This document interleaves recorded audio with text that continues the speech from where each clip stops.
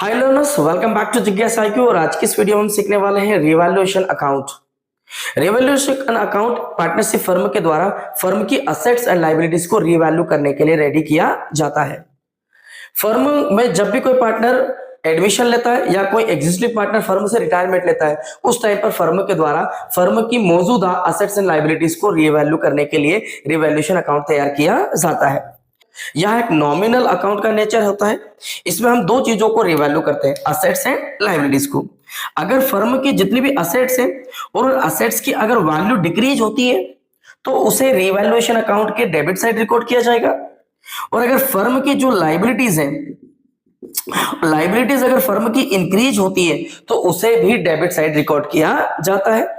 अगर फर्म में जो असेट है, असेट की वैल्यू अगर इंक्रीज होती है या फिर मैं कहूं लायबिलिटीज की वैल्यू क्या होती है, डिक्रीज होती है, तो इन दोनों को किधर रिकॉर्ड किया जाएगा, क्रेडिट साइड रिकॉर्ड किया जाएगा।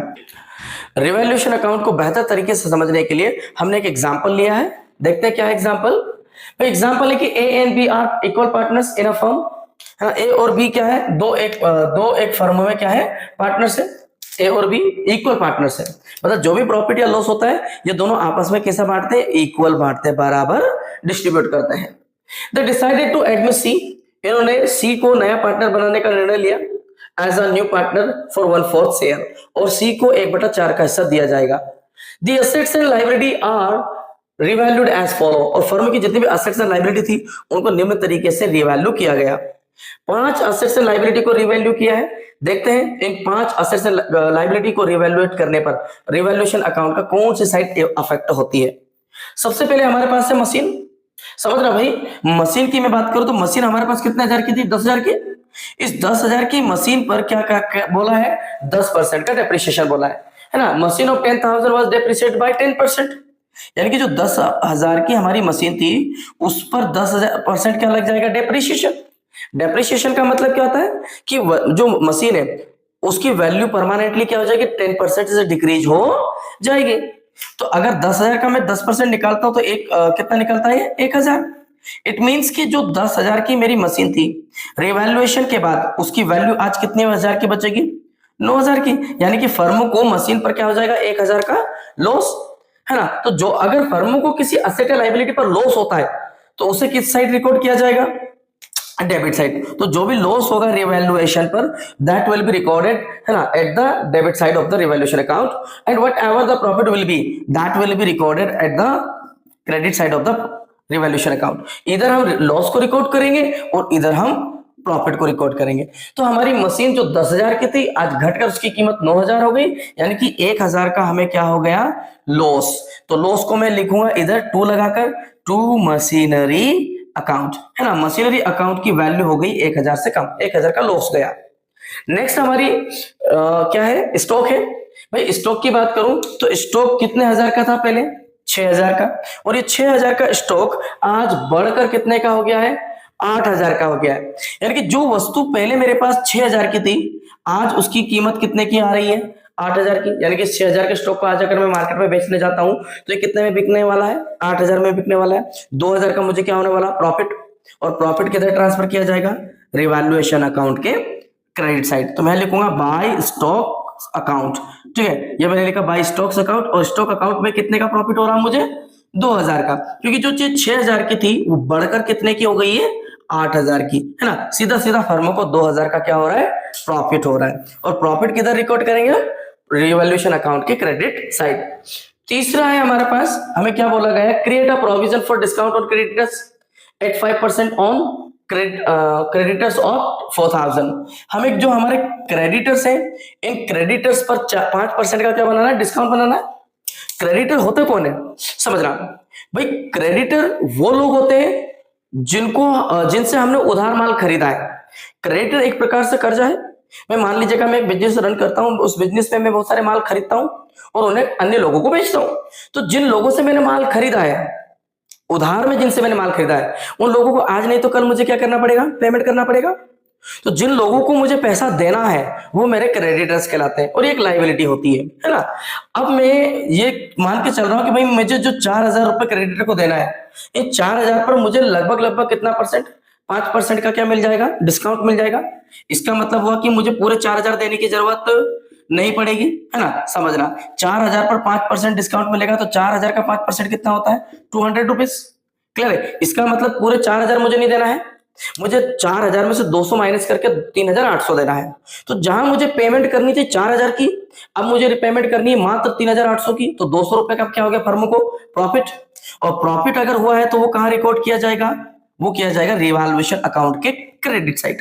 ठीक है, मैं यहां लिखूंगा, मैंने क्या बनाया है, ये मैंने लिखा है डिस्काउंट, है ना। ये लिखा मैंने बाय डिस्काउंट ऑन क्रेडिटर्स। तो क्रेडिटर्स पर कितने का डिस्काउंट मिल गया मुझे, 200 रुपए का। ये प्रॉफिट है और इसीलिए से रिवैल्यूएशन अकाउंट के क्रेडिट साइड रिकॉर्ड किया जाएगा।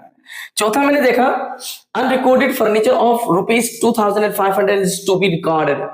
हमारे पास एक कितने हजार का, 2,500 का एक फर्नीचर था।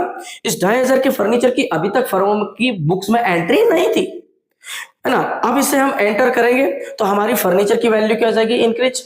आप कुछ इस तरह से मान लीजिएगा कि हमारे पास जो फर्म में फर्नीचर थे, मान लीजिएगा 3 फर्नीचर थे, है ना, और 3 फर्नीचर को हमने फर्म में रिकॉर्ड करके रखा है। अब चौथा फर्नीचर भी हमें पता चला कि हमारे पास चौथा फर्नीचर, पर इसकी वैल्यू अभी तक हमने बुक में रिकॉर्ड नहीं किए। तो पहले 3 फर्नीचर थे, अब कितने हो जाएंगे, 4। कहीं ना कहीं फर्नीचर क्या हो रहा है, इंक्रीज, है ना। असेट क्या हो रही है, बढ़ रही है। तो असेट का बढ़ना फर्म के लिए क्या कहलाएगा, प्रॉफिट।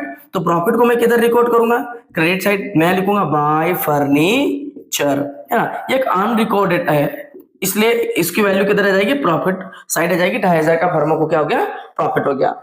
अगली जो है, अगला है create a provision for doubtful debts 10% on debtors. भाई डेटर्स कौन होते हैं, सबसे पहले ये समझना।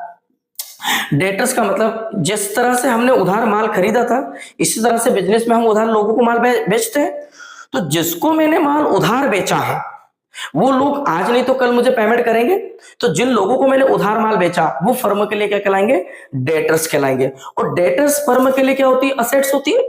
समझना भाई, मुझे लोगों से कितने की उधारी लेना है, मुझे लोगों से उधारी लेना है 8,000 की।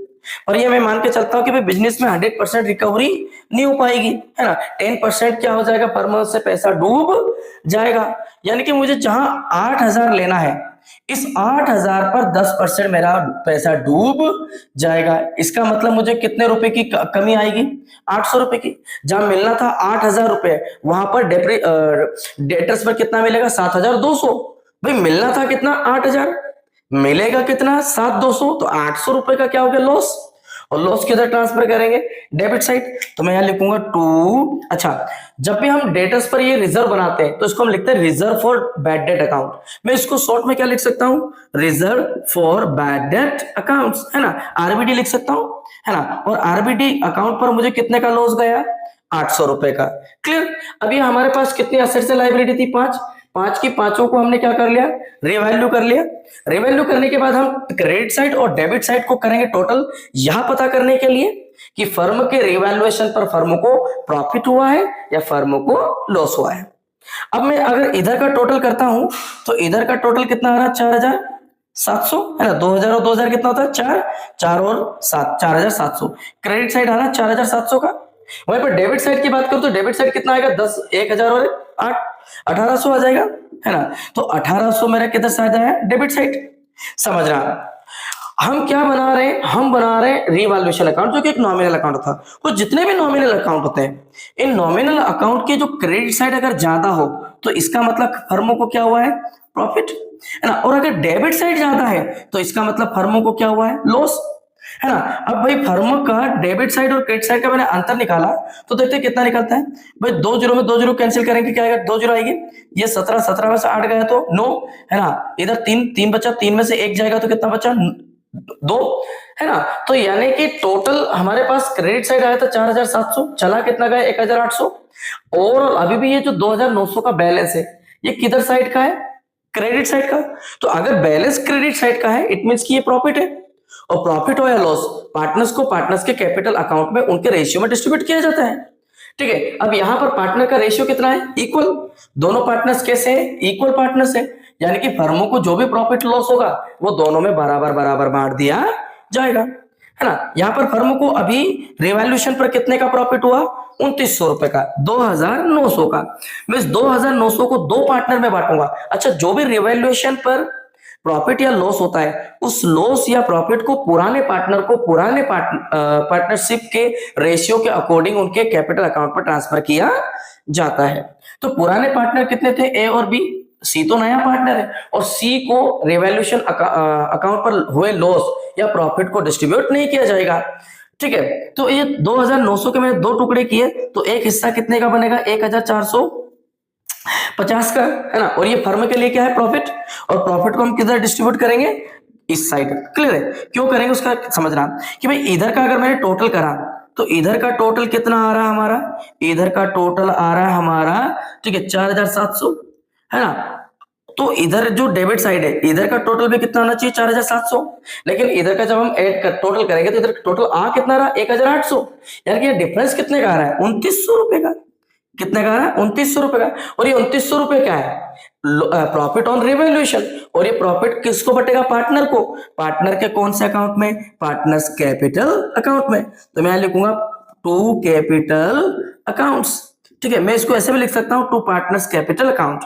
कितने पार्टनर है, दो, ए और बी। ए को कितना मिलेगा, 1450, और बी को कितना मिलेगा, 1450। तो इधर टोटल करा तो इधर कितना है, 2900। टोटल कितना है, 1450 हमने किसको ट्रांसफर कर दिया, ए को, और 1450 हमने किसको ट्रांसफर कर दिया, बी को।